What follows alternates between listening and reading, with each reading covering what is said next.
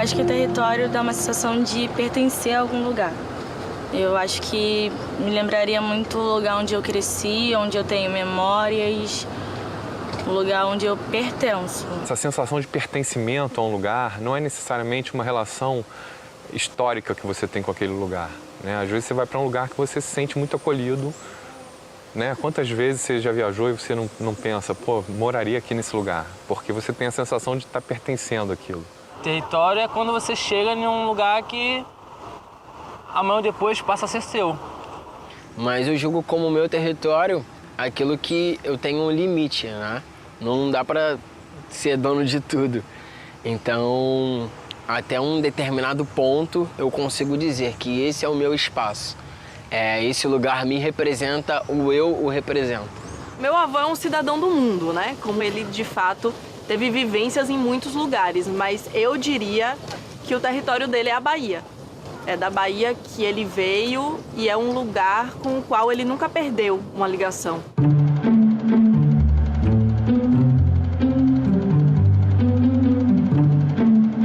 Milton Santos, ele entende que o espaço geográfico só existe com o homem, com o ser humano, produzindo sua cultura, suas técnicas, seus sentidos e suas ações.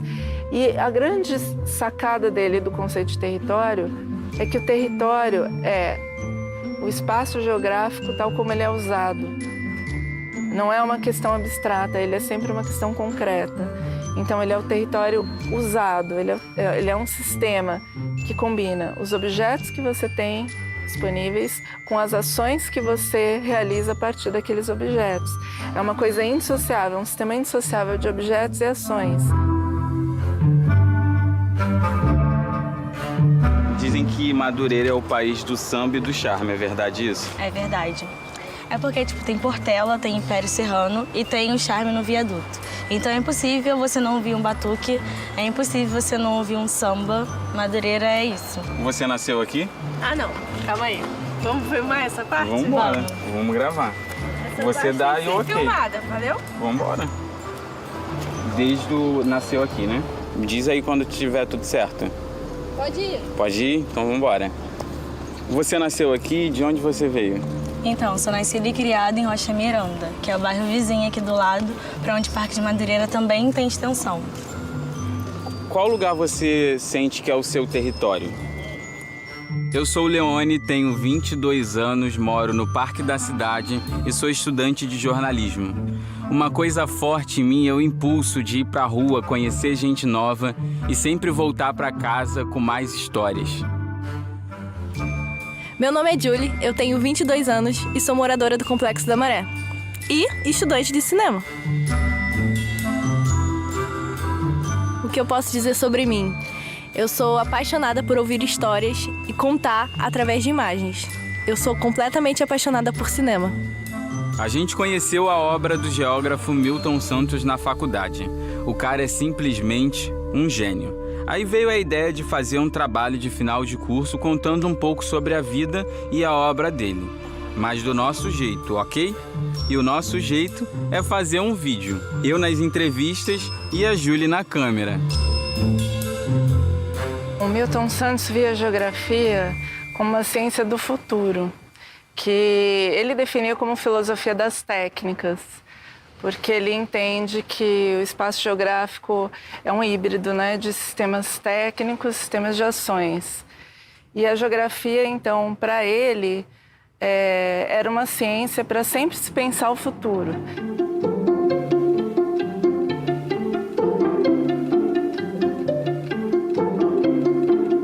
Aprender geografia na escola foi importante, pois geografia está em todo lugar. Geografia é o espaço que a gente vive, é o espaço que a gente conhece. A geografia tem a ver com as relações sociais e humanas, pois envolve demograficamente tudo. IBGE, renda per capita, tudo isso a gente tem na geografia. Quando a gente quer analisar um espaço, tá lá. Geografia na escola, para mim, era uma das minhas matérias preferidas, principalmente essa geografia humana, porque eu tinha uma certa preguiça para aprender nome de pedra, terreno, enfim. Realmente foi muito importante aprender geografia na época da minha escola, mas eu não me lembro de muita coisa. Eu acho que mais sobre relevo, clima.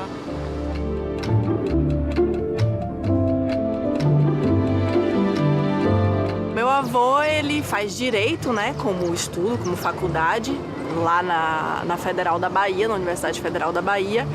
E depois de formado, ele passa num concurso para dar aula de geografia na cidade de Ilhéus, no sul da Bahia. E aí eu acredito que seja nesse momento que ele vai se encontrar com a geografia, sair de um espaço tão urbano, né? Apesar de ter nascido na Chapada Diamantina, ele cresceu em Salvador, então ele se considerava de Salvador.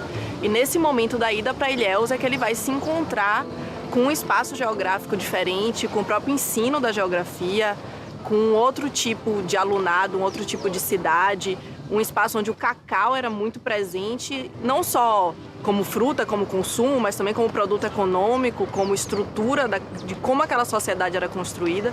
Então eu acho que esse é um momento crucial da aproximação dele, com essa visão do que é a geografia, do que é o território, do que é a construção social e de como pensar essa interligação entre esses diversos atores sociais que estão em constante interação para formar o mundo como ele existe.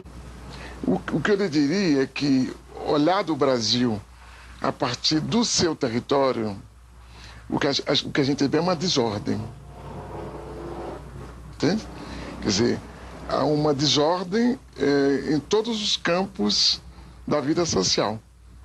Né? E a maneira... O que é o território? São as coisas, né? A natureza, as obras dos homens e a ação humana, tudo junto.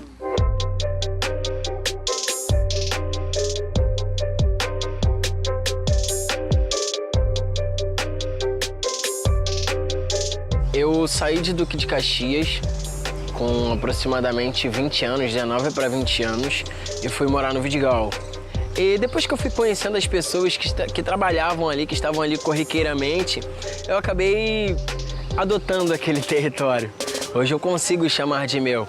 Então é um lugar que é muito fora do padrão, muito diferente da minha realidade, mas eu consigo chegar, ser bem recebido e dizer que sou dono daquele território, que me sinto bem à vontade naquele território, devido à comunicação que eu tive, a relação em que aquelas pessoas criaram comigo e eu criei com elas. Então eu considero assim um espaçozinho de aconchego, muito legal de estar nesse ambiente, devido às ações que foram feitas não só por mim, mas como por eles também. A minha mãe era arquiteta, urbanista, né? E ela que propôs, era funcionária da prefeitura, né? E ela que propôs a derrubada daquele muro que dividia, que separava o Jardim Botânico do resto do mundo, né? Ali na rua Pacheco Leão. Então, quando ela propôs essa derrubada, de fato, assim, foi substituído por uma grade, que é uma grade que você tem a possibilidade de entrar no parque sem entrar, né? Bom para quem está do lado de fora, né?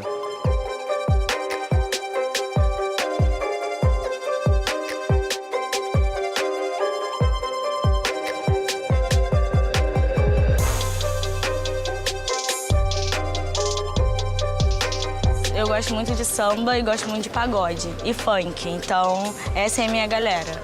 Mas eu sou bem eclética e eu acho que o Parque de Madureira faz exatamente isso. Acho que é juntar todo mundo, sabe? Você tem um pouquinho de cada em um lugar só. Você vai andando aqui, você vai ver um quiosque com forró, você vai ver um quiosque com samba. E você escolhe onde você quer parar, onde você quer conhecer, se você nunca teve contato com uma música de um tipo, ou com aquelas pessoas. Então é um lugar onde você pode conhecer sem ter que se deslocar entre pontos da cidade. O povo, ele sequestra a informação e produz outra coisa, né? Que nós não temos capacidade para aprender porque nós somos professores universitários. Então nós queremos citar Walter Benjamin, Horkheimer, não sei quem mais. E aí a gente deixa de ver o que é importante. Você acha que as pessoas, independente da sua origem, elas são bem recebidas em todos os lugares da cidade? Não. Eu acho que não. Eu acho que fica bem nítido, tipo, onde você é, ou o jeito que você fala, dependendo da sua cor, de como você está vestido, você não vai ser bem recebido em vários locais do Rio de Janeiro de forma igual. Porque onde que eu chego, eu sei chegar e sei sair. Isso me faz bem também, em qualquer lugar. Vou dar um exemplo muito do Leblon, porque é onde eu trabalho. Então eu fico Leblon, Rocinha, minha casa e trabalho. Leblon é dominado por gente branca e rica.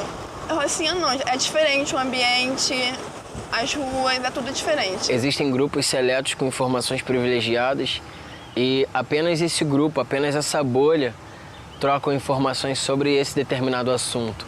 Então, nós não temos um ponto de diversidade na nossa sociedade, onde as pessoas possam se misturar e até mesmo circular entre os seus territórios.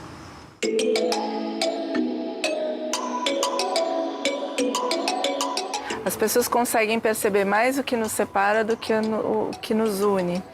E isso é decorrente dessa lógica individualista, consumista, competitiva, cada um correndo atrás do seu, cada um nessa perspectiva muito da sobrevivência, da competição com o outro. Mas ele também mostrava que tem muita coisa que nos une. Então, a vivência da escassez nos une. A maioria da população, a maioria absoluta da população mundial vive a escassez. Na Baixada você encontra um pouco mais de acolhimento, são pessoas que sofrem de uma mesma realidade, onde ninguém tem nada. E essas pessoas juntas, elas fazem algumas coisas acontecerem. Então, isso para mim recarrega as minhas energias, me deixa muito à vontade. Hoje se fala muito no movimento ecológico, da ecologia, preservação da biodiversidade. Mas ele dizia o seguinte, mais importante do que a biodiversidade hoje é a sociodiversidade.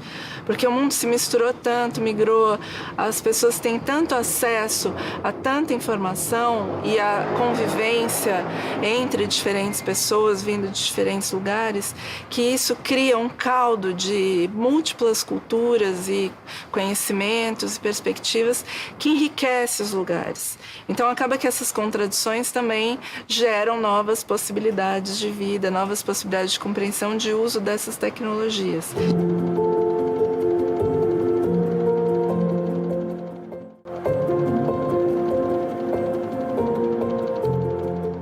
Nós todos queremos a globalização, mas não esta. Esta é fundada em dois grandes esteios, ambos violentos. Um é a violência do dinheiro, a outra é a violência da informação. A falta de dinheiro me faz não ter acesso a alguns lugares que eu queria ir. Eu queria surfar em outros lugares, mas eu não posso me deslocar, não tenho dinheiro para passagem, não tenho uma capa para me botar minha prancha.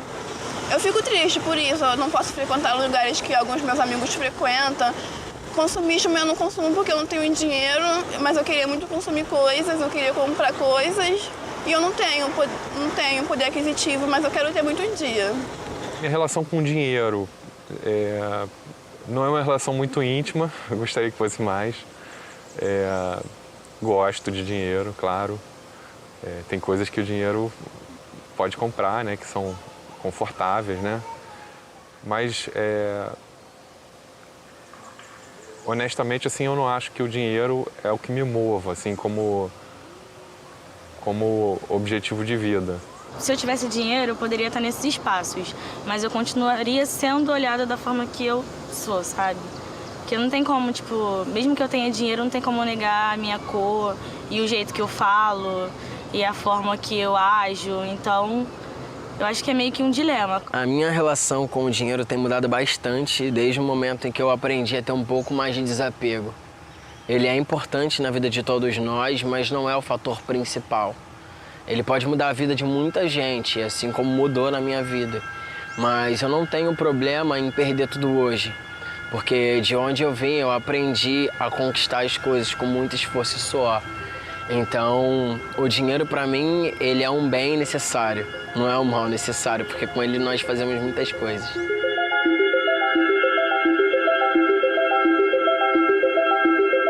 De tudo que Milton Santos escreveu, o que mais a gente se amarrou foi o fato dele repensar totalmente a geografia, além de dar voz ao conceito de territorialidade. cidadania nunca é dissociada do lugar, do território. Mas o que ele mostra com a globalização é que essa ideia de cidadania ela vai perdendo sentido ao passo que ganha mais sentido a ideia de consumo. Então, ele diz que as pessoas começam a competir para consumir, começam a valorizar muito mais o poder aquisitivo, a renda, as coisas do que os valores, né? O individualismo do que a individualidade. Então, ele mostra que essa lógica do consumismo que permeia o mundo a partir dos anos 70, muito vinculado a essa agenda neoliberal e essa expansão própria do capitalismo, é uma perspectiva que vai empobrecendo o debate da cidadania, porque as pessoas vão correndo atrás do que dá status, do que dá conforto, do que dá a suposta qualidade de vida, mas em termos de uma visão muito individualista e competitiva. E num mundo onde a escassez é produzida como uma forma de reprodução dessas desigualdades, as desigualdades se ampliam nesse mundo globalizado, então se acirra a competição entre as pessoas muito mais do que a solidariedade. A solidariedade num sentido mais amplo da vida cotidiana, né? De pensar a coisa pública, os espaços públicos, serviço público. Então, cada um pensa em si, a sua sobrevivência, as suas conquistas, e a própria globalização, que é pautada na competitividade, ela vai pautando desde os lugares até os indivíduos para eles se tornarem cada vez mais competitivos. E isso acaba que é permeado por uma visão muito mais do consumo do que da cidadania.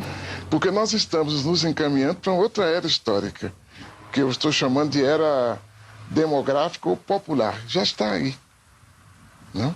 Tendencialmente já está aí. E as condições técnicas que nós estamos usando para engrossar o capitalismo, essas condições técnicas não são adequadas ao capitalismo. Ao contrário, o progresso técnico que nós alcançamos neste fim de século são adequados a um mundo onde as pessoas vão voltar a ser gente, né? E a gente vai voltar a ser pessoa. Ele diz que o mundo é construído a todo momento e que já tem elementos que nos mostram que há um mundo outro sendo construído, numa outra perspectiva que coloca o ser humano como foco, coloca as pessoas no centro do debate e não mais o dinheiro apenas.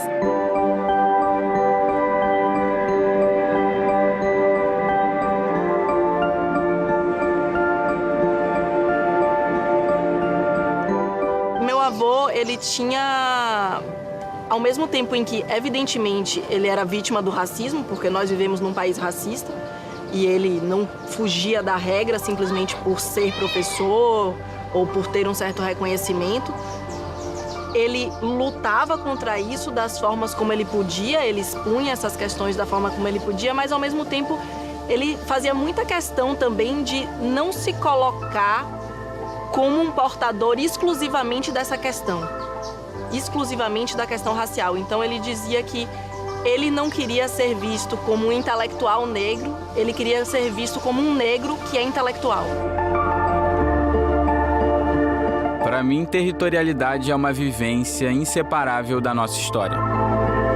Territorialidade é ocupação e pertencimento afetivo e físico de um lugar. A população mais pobre, que tem essa vivência cotidiana das limitações tanto da cidadania quanto do consumo, para Milton é uma população mais consciente da globalização como a perversidade, como fábula. Muito mais do que as classes médias, que ainda vivem um certo padrão de consumo, um conforto que ainda permite permanecer nessa ideia de globalização mais como fábula, mas a população pobre não. A população sofre a escassez, a falta de acesso, a imobilidade, a falta de perspectiva, a falta de sentido, e isso impõe uma reflexão mais crítica pelos pobres. E a população pobre seria uma fonte, então, de criatividade, de consciência e de construção de um outro mundo. Porque a vida é em contradição. vida social, a vida individual, o central que você faz dessa contradição. Como é que você trabalha essa contradição, como é que você dá o passo à frente ou para trás.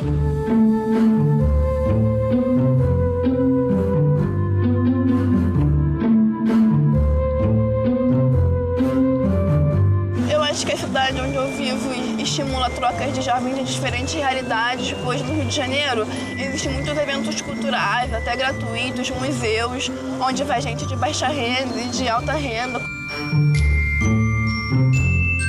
Aqui é meu território. Eu não nasci aqui, eu não sou criado aqui. Eu cheguei, caí aqui, agora é meu quintal de casa. É no Cantão.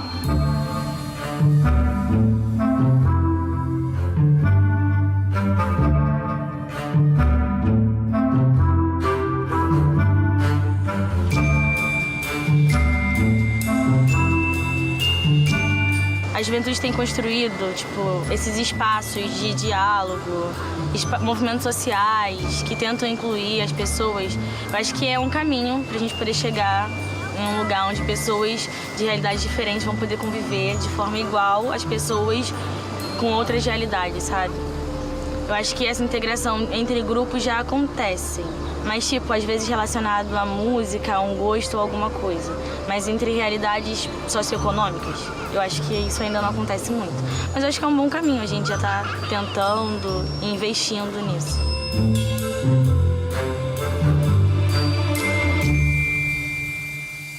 O Rio permite essa troca, especialmente na praia, né, para falar o ópio, né, porque felizmente ainda é um lugar que você não precisa pagar para ir, né? Então, existe sim essa convergência, embora, de fato, as pessoas fiquem próximos dos seus grupos, né? Então, a troca é muito mais visual, né, do que, de fato, de interação entre as pessoas, né?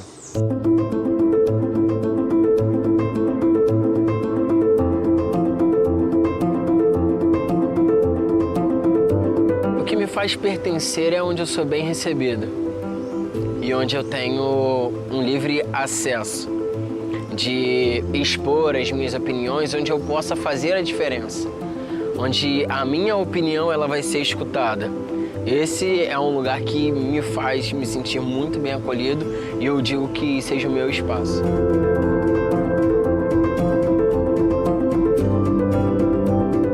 A humanidade se reúne poucos lugares.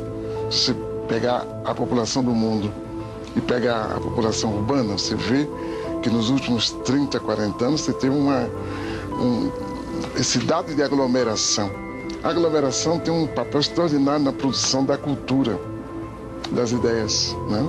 Para quem quer se iniciar na obra dele agora, seja um cientista, um intelectual, seja um geógrafo ou não geógrafo, um cidadão comum que não tenha perspectiva de pesquisa, pode iniciar pelo livro Por uma Outra Globalização, que é o último livro dele, publicado em 2000, ele faleceu em 2001, mas o livro é de 2000, e Por uma Outra Globalização traz uma perspectiva de construção da visão do que é a globalização atual e do que ela pode vir a ser. Eu acho muito bonito no livro Por uma Outra Globalização, quando ele fala das outras globalizações possíveis.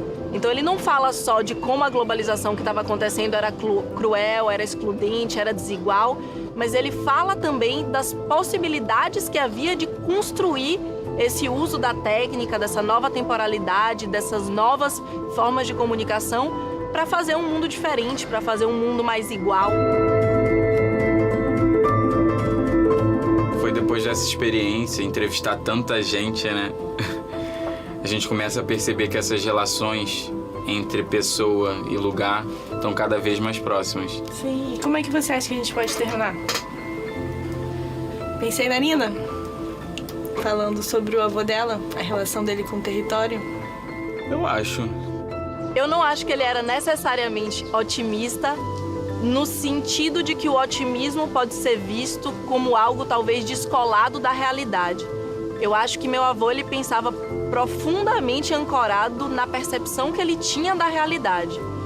Mas eu acho que ele tinha assim uma forma de ver o mundo que privilegiava a construção de perspectivas e não simplesmente apontar a falta de perspectivas ou a incapacidade de construir outros mundos.